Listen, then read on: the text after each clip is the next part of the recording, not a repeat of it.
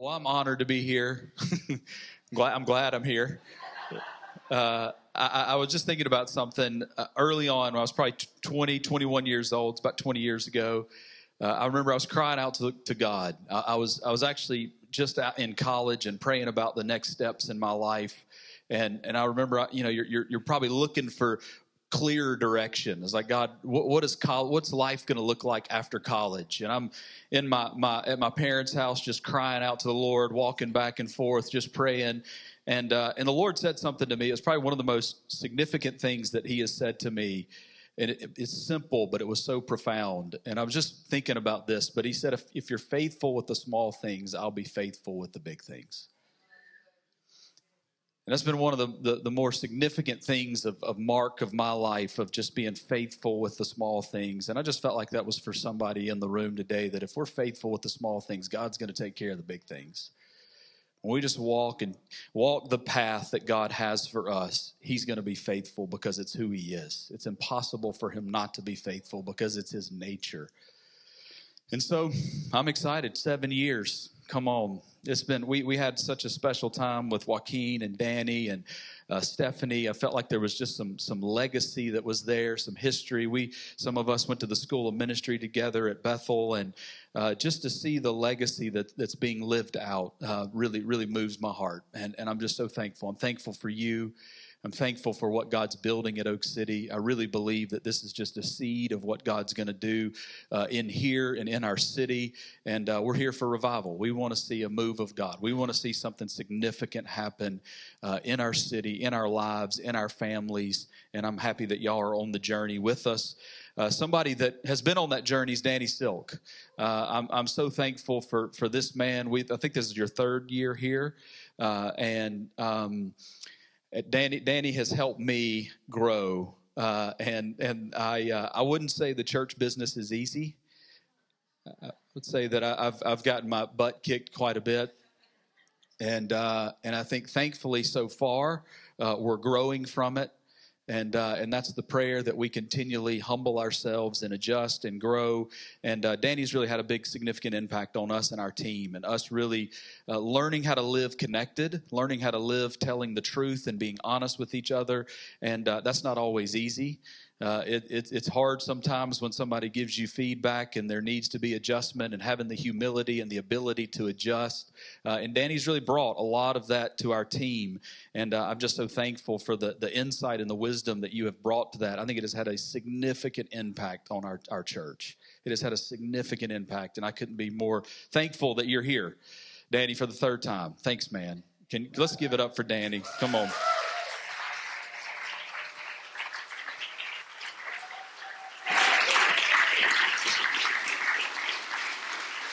Happy birthday, man. Whew. Okay. Good morning. So good to be here. So good. Let's see here. I just have a couple things to get going here. Help me out. Get my toolbox going. There we go. Boom. Hi.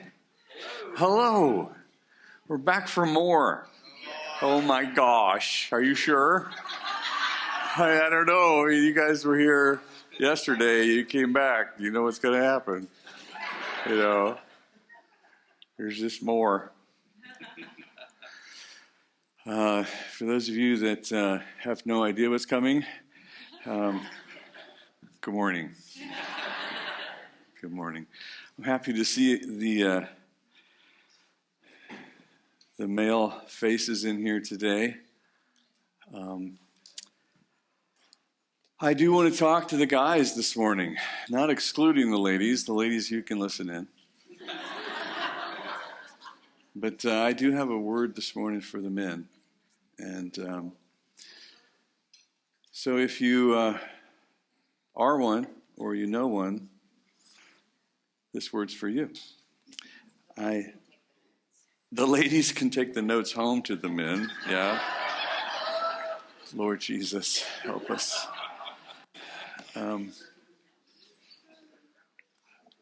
I have this on my heart mainly because I'm in the middle of writing a book to men, and I'll tell you about it when we get through all this. But it's really a desire to encourage men, to be men. I've had the privilege of having great men in my life, and they've challenged me. They've made me who I am today. I was raised by a single mom. My dad leaves when I'm 5 years old, and I really have no idea what it is to be a man.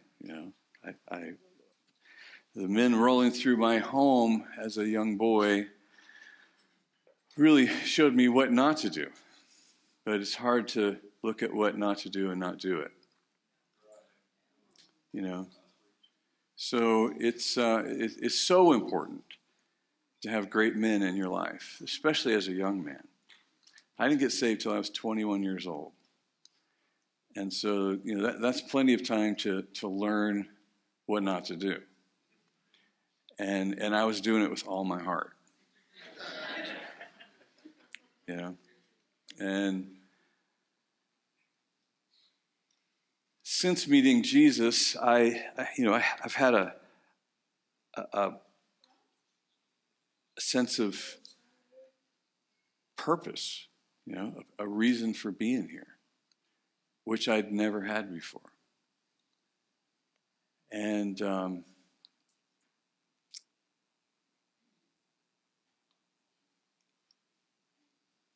it's scary when your purpose is more than you can do. It's overwhelming. It is. It's awesome. It's exhilarating.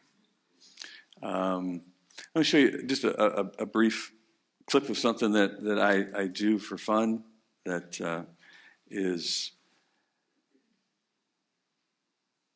I don't know, I think what everybody should do.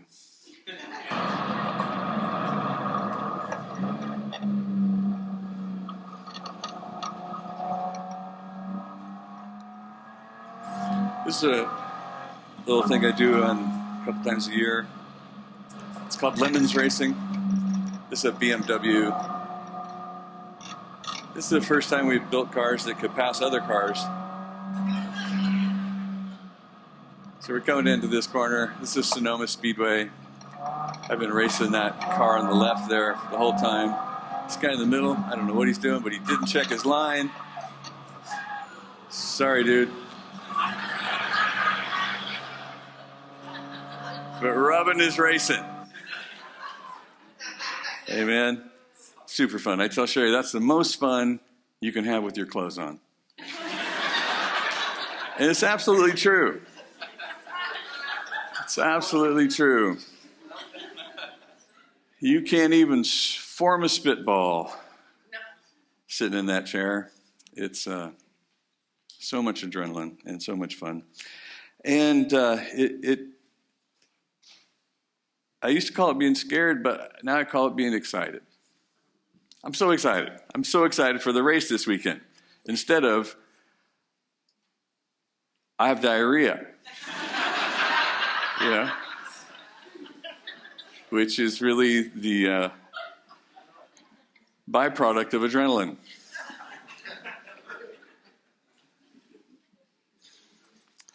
I want to talk to you really today, gentlemen, about courage and how much courage it takes to really show up as a man. And I think this is probably one of the areas that the enemy has focused on the most strategically, is to find a way to discourage men. Because discouraged men shrink away or become isolated and self-centered. And it's easier today maybe than ever to be isolated. distracted, not present.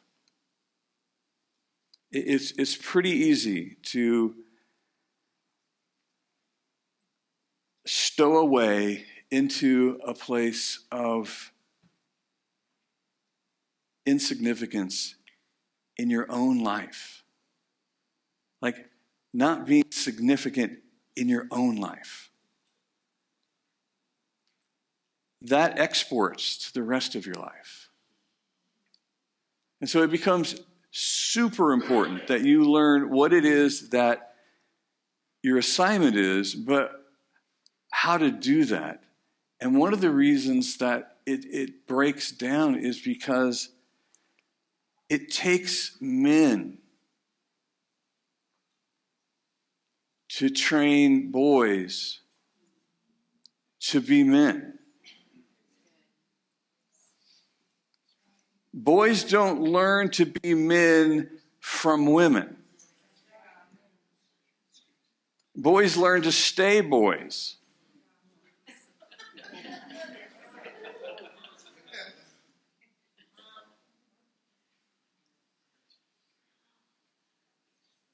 Until they are welcomed in by other men. And this is part of the maturing process to the point of transformation in a man's life. And literally, it is the maturing of your love. I am the king of don't put too many words on a screen, but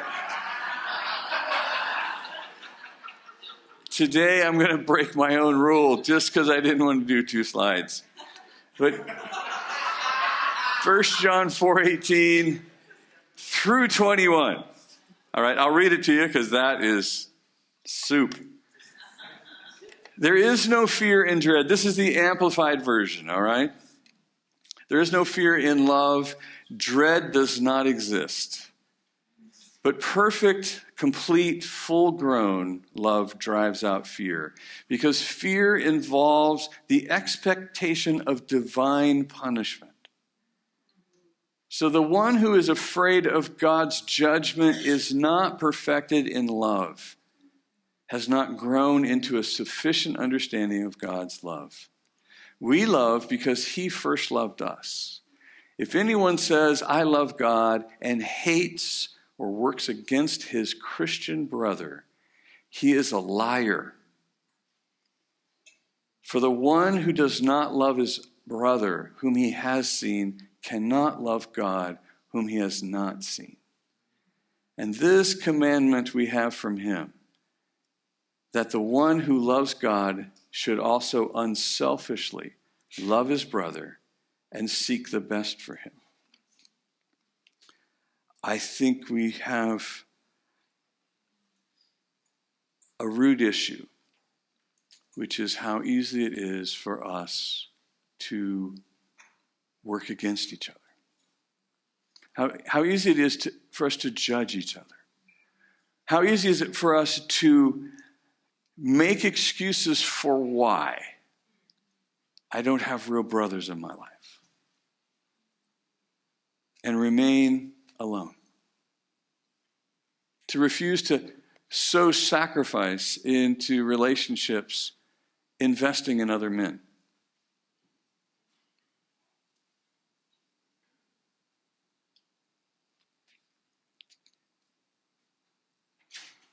One of the jobs of a man is to mature. We have lots of old guys who are immature. It's easy to stay immature. C.S. Lewis pointed out in The Abolition of Man, he talks about men with empty chests.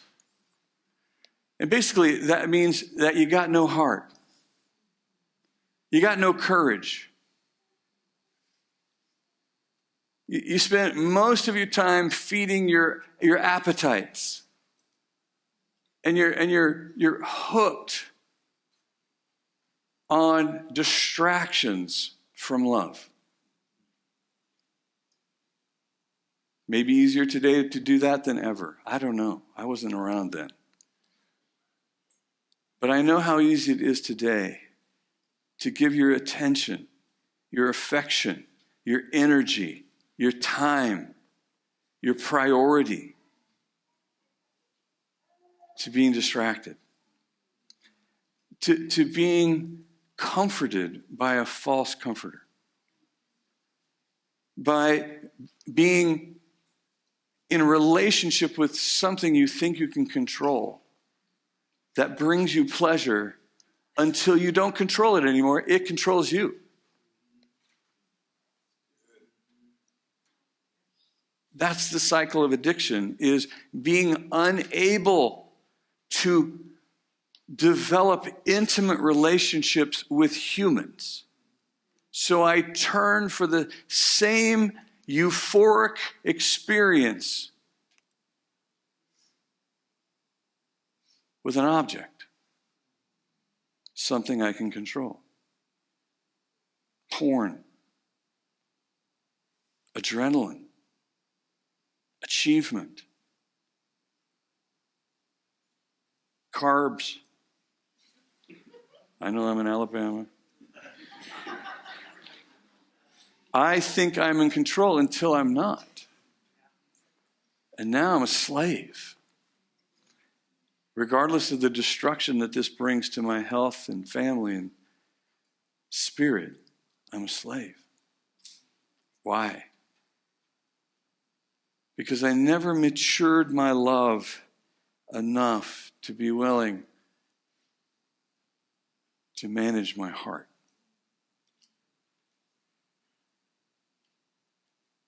It's essential that men learn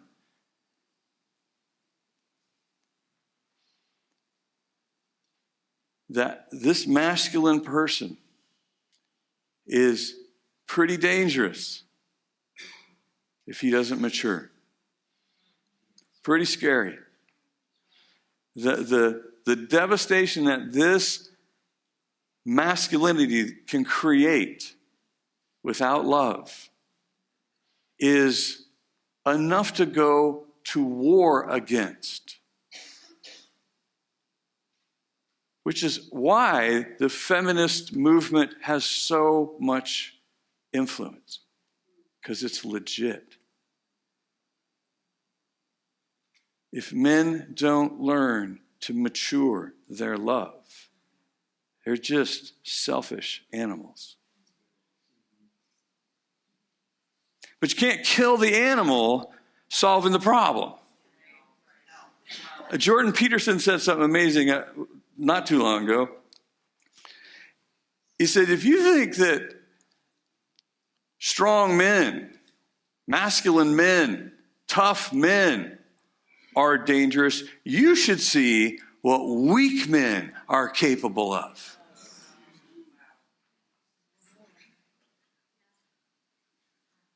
And what they're capable of is removing all protection and provision and love from the most vulnerable, the women and children. There's a book called Ordinary Men that's a story of this group of Polish men that were alive when Hitler rolls into their country. And eventually they end up organized by the SS, and they are essentially given orders. And these are guys like plumbers and dentists and teachers and librarians. These are just guys. This would be our National Guard. If we were just going to assemble quickly a group of men from off the streets and give them weapons and tell them what to do, that's these guys. And these guys now show up, and they are faced with, do what I say, or I'll kill you. And what they're faced with is gathering up the Jewish people and executing them. Tens of thousands of men, women, and children are escorted out of town by these weak, scared, selfish boys. some of them in their 50s, who cart these people out and shoot them. That's what weak men are capable of. See, we got to keep the animal, guys. We got to keep the willingness to fight evil. Because if we don't, we become so selfish that, in essence, we eat our young. We'll just leave our women and children to fend for themselves. And it's universal, the consequences of fatherlessness. It's devastating. Ask a guy who grew up in it. It's terrible. It's confusing. It's scary. It'll beat you up. I get it. But I think the underlying antecedent to fatherlessness is brotherlessness. See, because if I have a group of brothers, if I'm surrounded by great men, they're not going to let me be a knucklehead father. They're not going to let me be a knucklehead husband. They're not going to let me be a knucklehead selfish pig.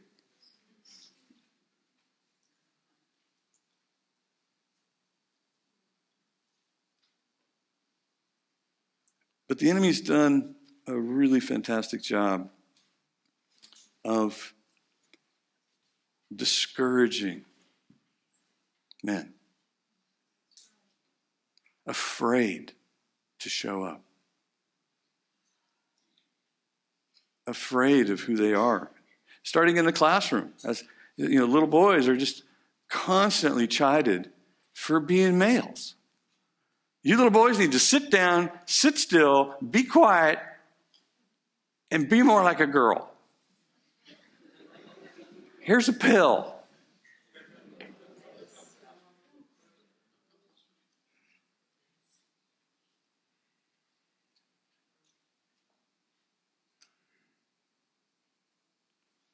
So it isn't difficult to end up discouraged. That didn't work right. Decouraged. There you go. Discouraged, decouraged. And an S. I should have had that S in there.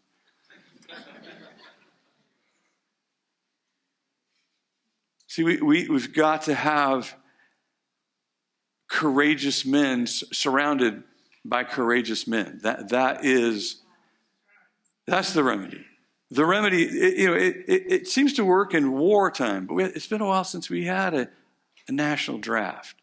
But in the world wars, the men were scooped up and they were dropped into vulnerability.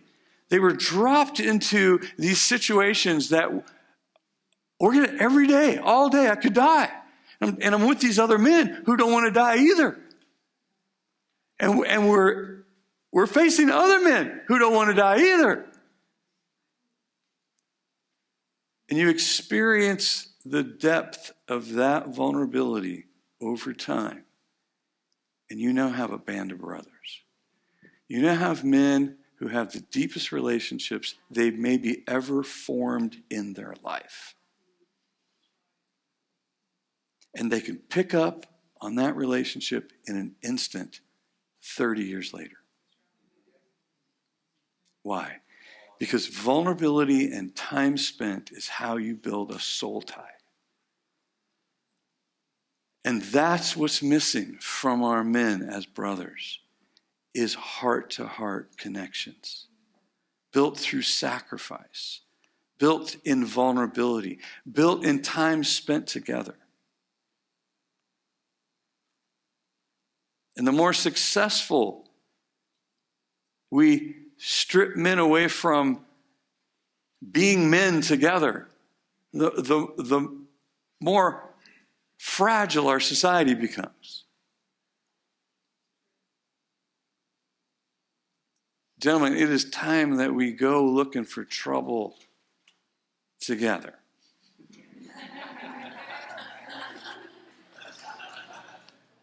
Hello, trouble. Audio, guys. Hey.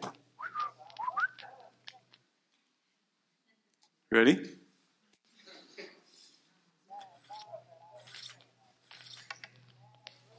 Hello, Trouble. It's been a while since we last met.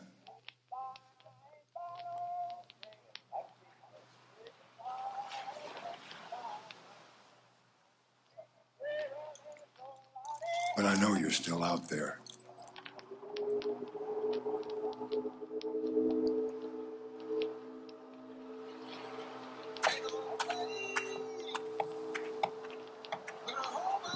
And I have a feeling you're looking for me.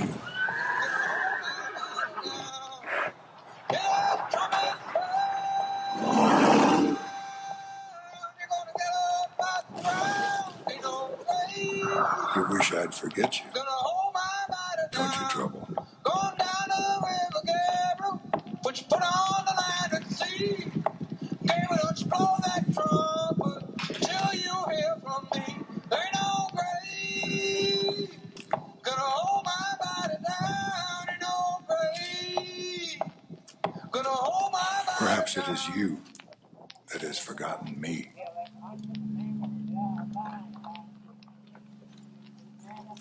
Perhaps I need to come find you. Remind you who I am.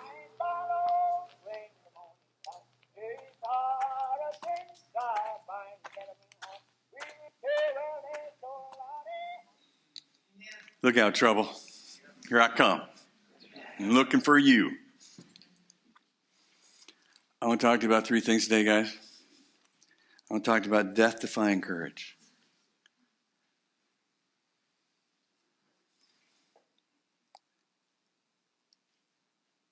That's the kind of courage that Jesus has.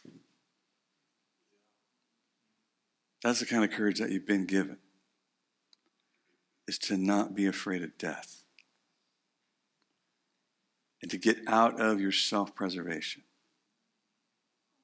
and live in a little tiny life because you're scared of what might happen. And partner up with the one who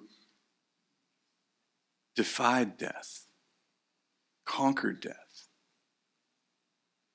made death no longer our enemy, not even afraid of it. I have a friend who used to say, "What, you threaten me with heaven?"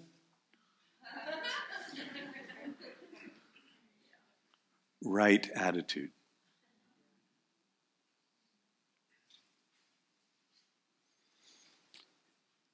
You're going to need courage to fulfill the calling, who you've been called to, what you've been called to. You've got to have this kind of courage to get there. And then you are surrounded by people who need encouragement, courage given to them. That's why you're here.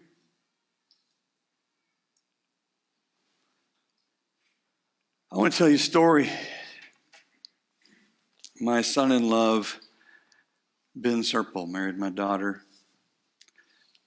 We all live together, my 3 grandkids. Been 10 years now, we've all lived together. Seems to be working. Ben's from Australia, and I don't know if you know this or not, but in Australia at one point they gathered up all their weapons and broke them.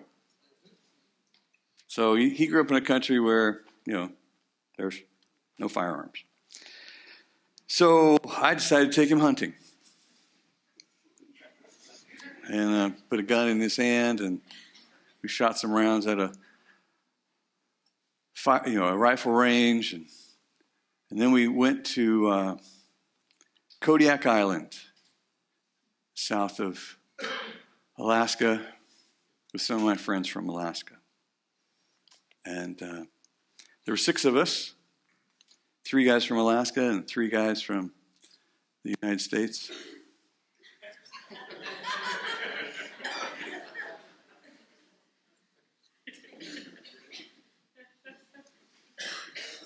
And they know what they're doing and we don't. Okay? So we're paired up, and I paired up Ben with Craig Mosley. Craig Mosley is like the Alaska Bear Grylls. You know, he's like such a stud. He was born and raised, and he's got a whole story.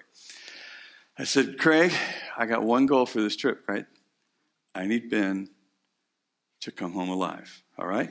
Deal? Okay. My daughter will be so mad at me, and I live with her. So we get there, and first afternoon we had time to go hunting. We're hunting black-tail Sitka deer because they're delicious. And that's what the grizzly bears think too. So we're hunting the grizzly bear's food.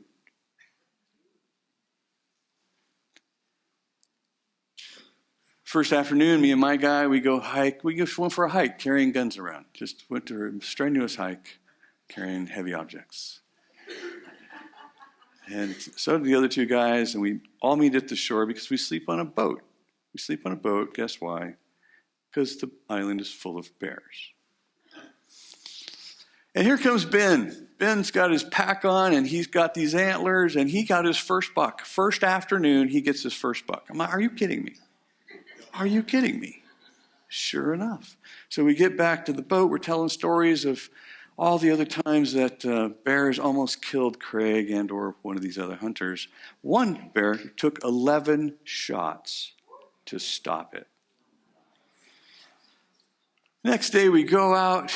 Me and my guy go out. The other two guys go out. We both get a couple bucks, $3 back at on the raft. We go back. We get back and we get to the boat, and there is Ben and Craig.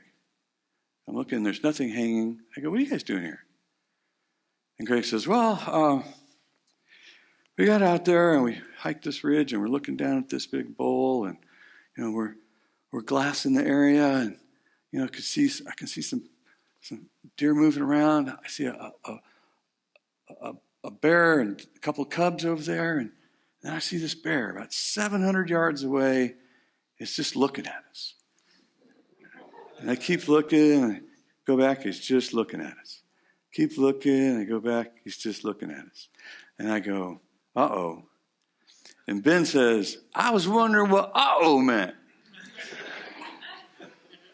And says, so I stood up and I waved my arms. I said, hey, bear, it's humans. It's not deer over here. Humans.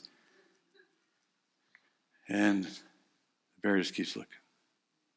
Pretty soon, like a switch, that bear comes charging down this hill. Now, the brush that we're in, you know, that he's in, is probably, 7, 8 feet high. So it looks like a car just coming through the bushes, right? Here it comes. It's just coming straight for him. So he shoots a warning shot, nothing. Shoots another warning shot, nothing. Shoots another warning shot. This thing is crushing the brush, coming at him. Shoots another warning shot. Nothing. About 100 yards out, it stops and it stands up, and it's looking over this brush. It's looking to see if they moved. They're still there. He shoots the fourth warning shot, and that bear drops and is coming for him. Now, Craig is reloading his rifle because it only has 4 shots in it. And so Ben's kind of standing there like,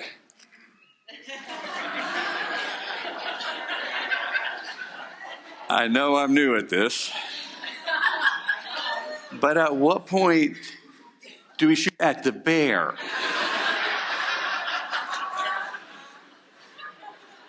And Craig is reloading, and Ben has got his rifle up, and he says, what are we doing? He says, well, the bear about 20 yards stands up, and they're both on him. And Craig says, if he drops and takes one step in our direction, we start shooting. Now, Ben's doing the math, right? You're like,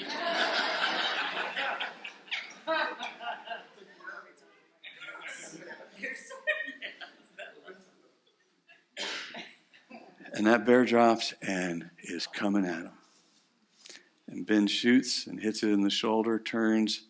Craig shoots, hits it in the neck, And about 10 yards, that bear piles up.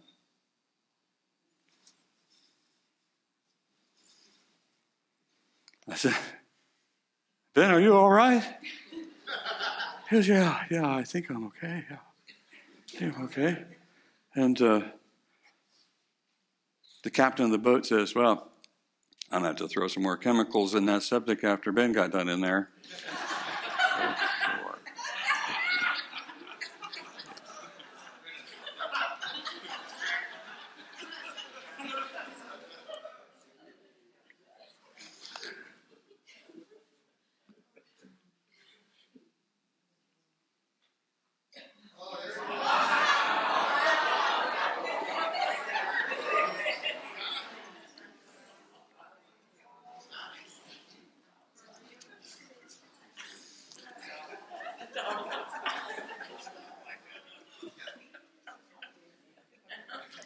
First trip Ben had been on.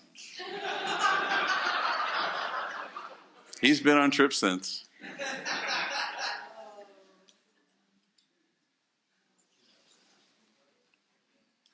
He said the top half of him was laser focused. He knew exactly where he was going to shoot it. The bottom half of him couldn't stop moving. Absolute terror. And Craig said something very impressive. He said, you stayed. He says, I've been with other men who are experienced hunters that ran.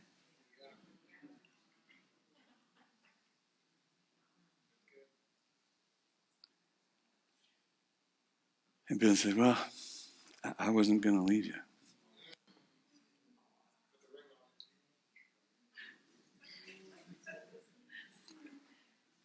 I'd go to war with you. I did go to war with you. And that's what men are looking for. I'm looking for other men who would go to war with me. Also, ladies, looking for women who would go to war with them too. Not against them, with them. Just saying. And side notes for the ladies. I'm going to feel left out.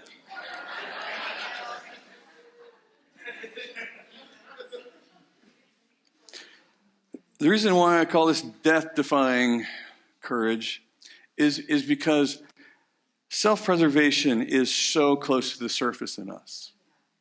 It is not difficult at all to lose all courage when you need it most,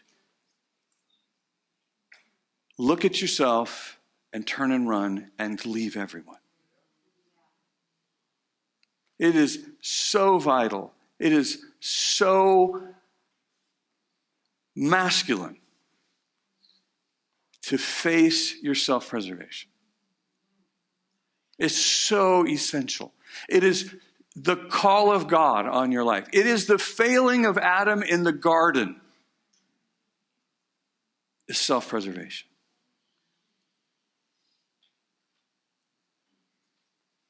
Many of you know February 23rd, 2022, the lump in Sherry's breast was cancerous, we found out that day.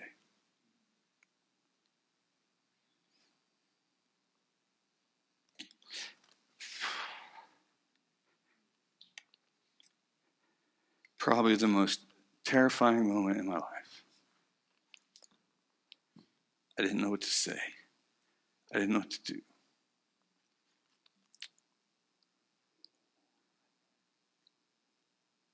I didn't know how to act brave, and I didn't know how to act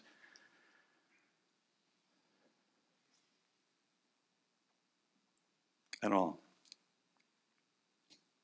We were just in shock, you're kind of paralyzed in that revelation. And for days after that, I could feel the reality of what's coming. what is coming is our life is about to be altered in a way I never imagined, And I found myself thinking about how my life is going to be so altered. I'm looking at my schedule. I'm looking at these projects. I'm looking at everything that I do, that I think is really important. That's why I do it. Is totally in second place. But I can feel that, what about me? What about me? What am I going to do? What the heck? I can feel, what am I going to do? Because I still have a job to do. I still have responsibilities.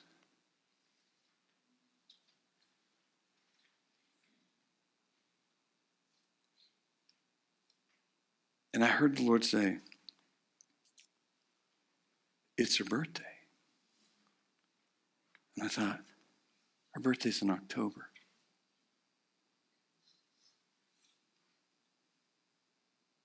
It's her birthday. Oh my gosh, there's a strange thing that happens on her birthday every year. I think primarily about her. Like, there's nothing that I won't do. Like, sacrifice isn't even a sacrifice. Why? Because I love her. And it's your dang birthday. So what do you want to do? What are we doing? It's your birthday. Again. It's her birthday. Every day. It's been her birthday every day for 2 years. Why? Because I need a solution to my self-preservation. And it's time that I grow and mature. Why? Because as a man, sacrifice is what teaches me how to love. The willingness to turn my attention to my priority. And an opportunity to make it manifest. And now I am actually showing her how much I love her. And we've been, in situations where you're sitting there in the chemo room or wherever you are in these crazy situations, and you're meeting other people and other women saying, my husband left me when he found out I had cancer. You're like, what? What? Oh. I just want to release the animal on that guy. Just for a little while. What's his name?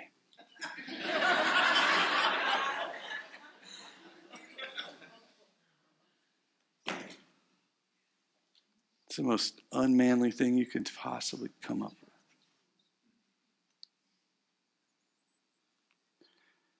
It's the sacrifice and the willingness to step into it. You don't have to be in this situation, but you do have to be aware that this is your job. Husbands, love your wives as sacrificially as Christ loved the church. That's my job. I'm the sacrificial standard, if you will. Therefore, I can lead my family in sacrifice. I can lead my family in love. I can lead my family in conflict. I can lead my family in forgiveness. I can lead my family if I'm the standard bearer. But abdicate that, and it becomes the woman's job. It becomes the woman leading the man around because she has the mature heart.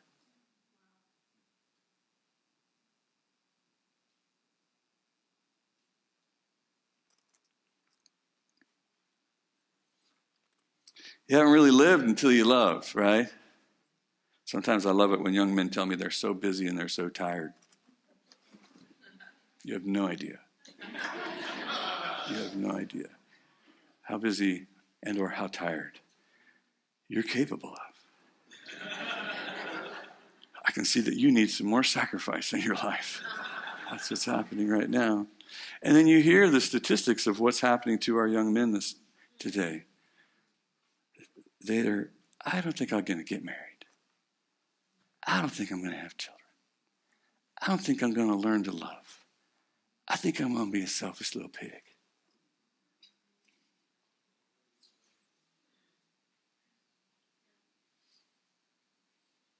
Yeah, this is how you learn to love.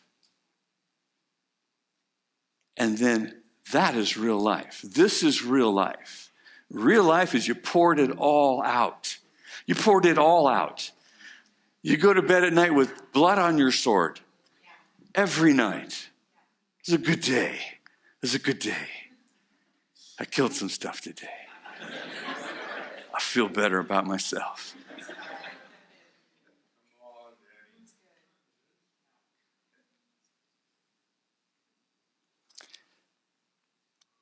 I got probably the greatest compliment I've ever had in my life.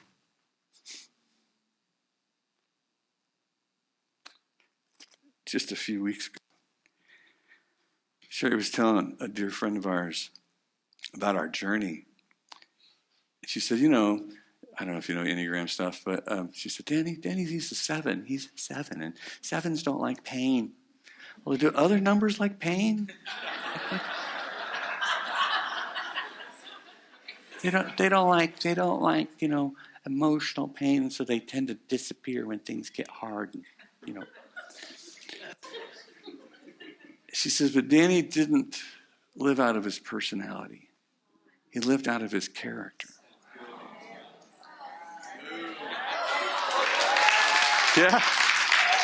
Yeah. You haven't lived until you love. And what guy doesn't want to be the hero, right? What guy doesn't want to be like the good guy in the movie, right? That's what we're alive for. That's what we're doing. That's what we're here for. We're here to protect. We're here to provide. We're here to connect, to love. That's our job, gentlemen. That's our job. That's our assignment. Our calling is to be the best in the household at that. I know you get lots of other messages and it becomes confusing. I got it. Just take it to heart, would you? Because until you do, it's easy to make it somebody else's job. Somebody really smart one time said, it's not going to be the evil guys that ruin this world. It's going to be the good guys that watch them do it.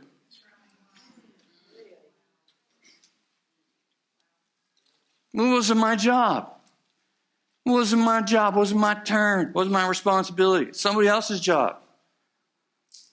This is what I do at home. Why wouldn't I do it everywhere else? You will. You'll do it everywhere else. You make these kinds of excuses at home, you'll do it everywhere else. It'll be somebody else's job. And we'll just watch the evil guys eat our women and children.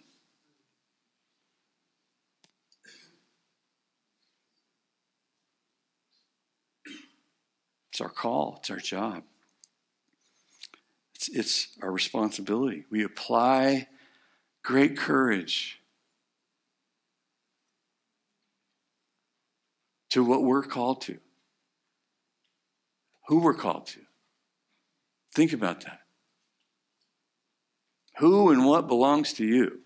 So you have a unique spot. Nobody else has this spot.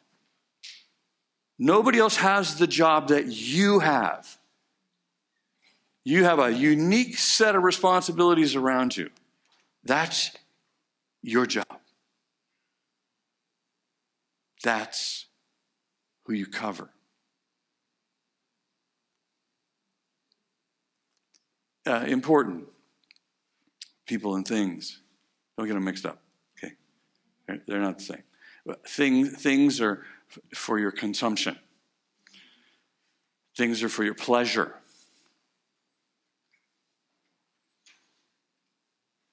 You use things. People, not so. No. People you protect.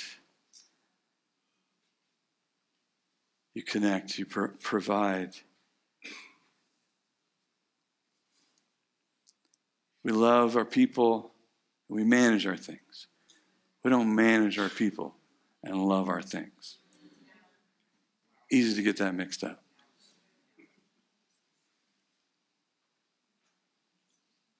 Gentlemen, we are called to be famous for love. Famous for love. So that when people look at us, they go, that guy knows Jesus. That guy knows Jesus. Look at how well he loves. And then we take that courage and we give it to the people around us, because everybody's facing their grizzlies, right?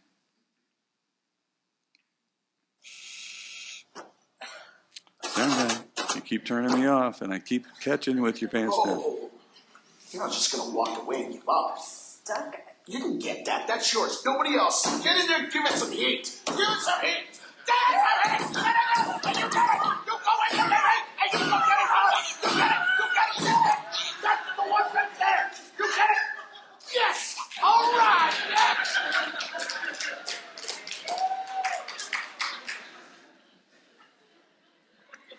Every man's got his own grizzly, right?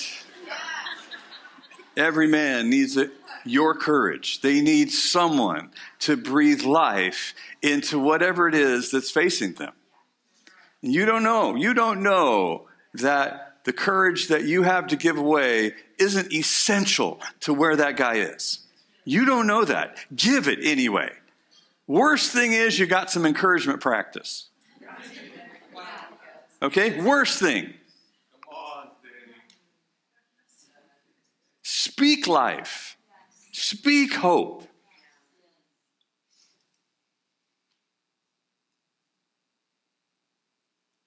The men around you need you. It's true. And they need you to be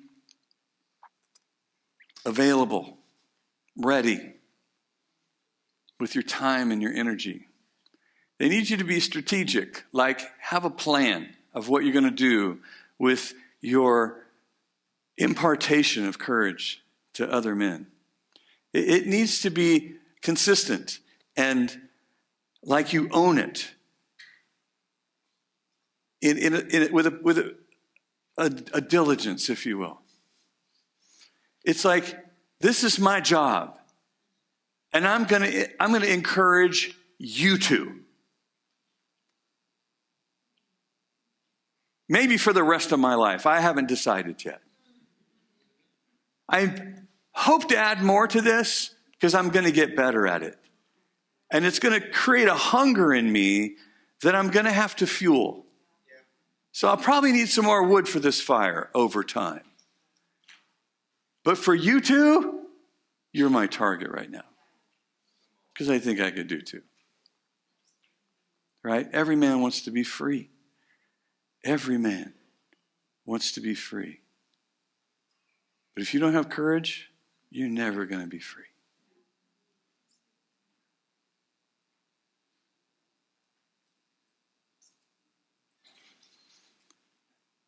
Please remember these three things I'm telling you today.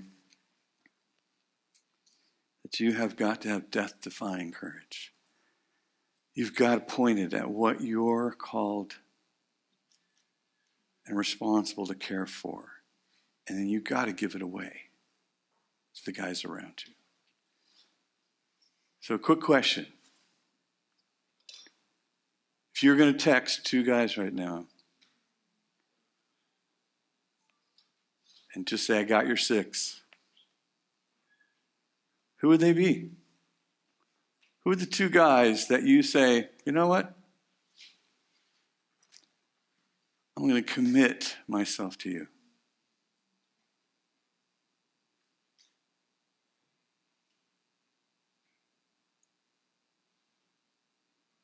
Just limit it to 2 right now. I know. Limit it to 2. I know I'm out of time. The babies are starting to move around back there. This book comes out May 24th, National Brothers Day. Are you kidding me? No. Look it up. Look it up. I am making Brothers Day famous. That's what I'm going to do. You're going to go so sick of hearing about Brothers Day. This book is about the 7 dragons that men face. Man and God. The fear of divine punishment. The fear of not measuring up. Man and himself. Probably the most wild accuser that you have is you. That you're inadequate. That you're disqualified. Men and women. Imagine that one came up, right? Yeah. Yeah, so afraid of abandonment. Afraid of disconnection. Man and other men. Afraid of covenant. Afraid of sacrifice. Afraid of competition. Man and nature. Fear of feeling small.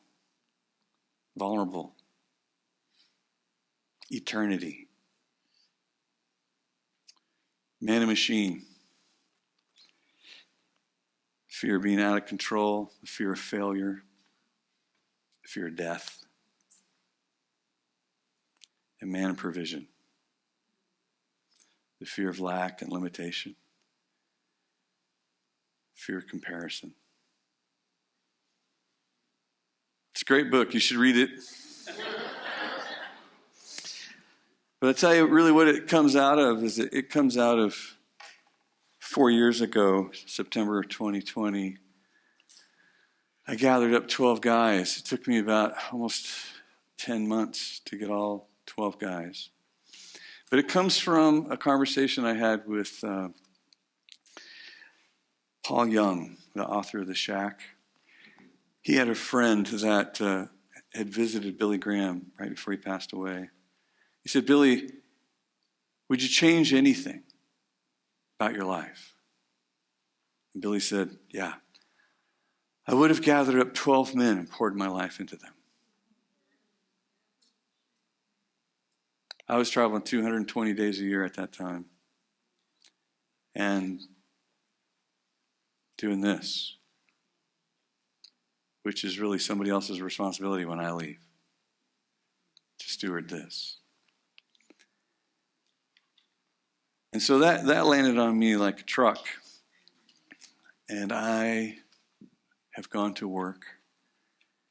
And I have a monthly Zoom call with these guys. These are all men that 4 of them are from Alaska. Yeah, you know. And we meet every month. There's one that's an author. Nobody's famous. They're just all guys. And they're guys that I enjoy. They're guys that want something from me. They're guys that will commit to this gathering. They're guys that will do the same. They'll go get 12. They want feedback. They want to be accountable. Pretty much it. It's 4 years later. Every month, we have our Dragon Slayer call.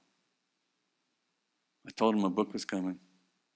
You'll meet all of them in the book, actually. They're all of them have some story in there.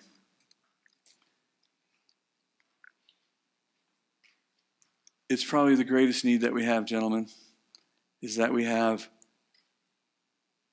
covenant relationships with other men that we tend to. And we don't make any excuses. There's no excuses. I don't know how busy you are, but you're not busier than me.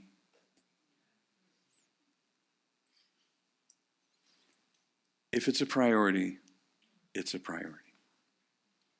Amen?